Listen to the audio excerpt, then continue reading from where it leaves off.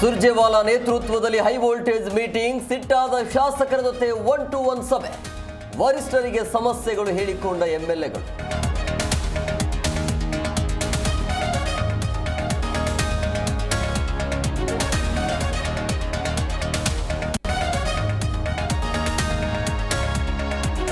ಸಚಿವರಿಂದ ಕೆಲಸ ಆಗ್ತಿಲ್ಲ ಅಂತ ಹೇಳಿದ್ದಾರೆ.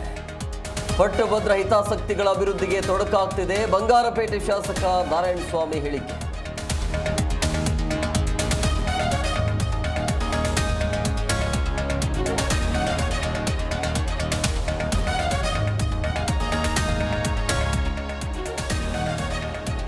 ಚಾಪೆ ಮೇಲೆ ಕುಳಿತು ಜನ ಕಷ್ಟ ಕೇಳಿದ್ದೇನೆ ಅಂದೆ, ನನ್ನ ಕ್ಷೇತ್ರದ ಅಭಿವೃದ್ಧಿ ಕೇಳಿ ಸಂತೋಷಪಟ್ಟು.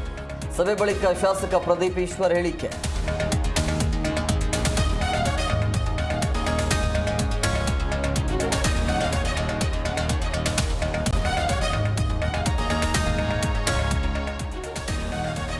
ಒಕ್ಕಲಿಗ ಸಮುದಾಯ ನಾಯಕರ ನಡುವೆ ವಾಗ್ವಾದ, ದೇವೇಗೌಡ ಡಿಕೆಶಿ ಬೆಂಬಲಿಗರ ಮಾತಿನ ಚಕಮಕಿ, ಕೆಂಪೇಗೌಡರ ಜಯಂತಿ ವೇಳೆ ಗಲಾಟೆ.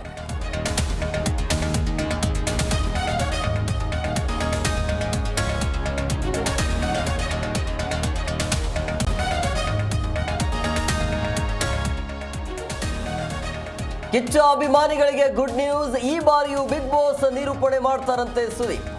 2029ರವರೆಗೂ ಅಭಿನಯ ಚಕ್ರವರ್ತಿ ಸಾರಥಿ.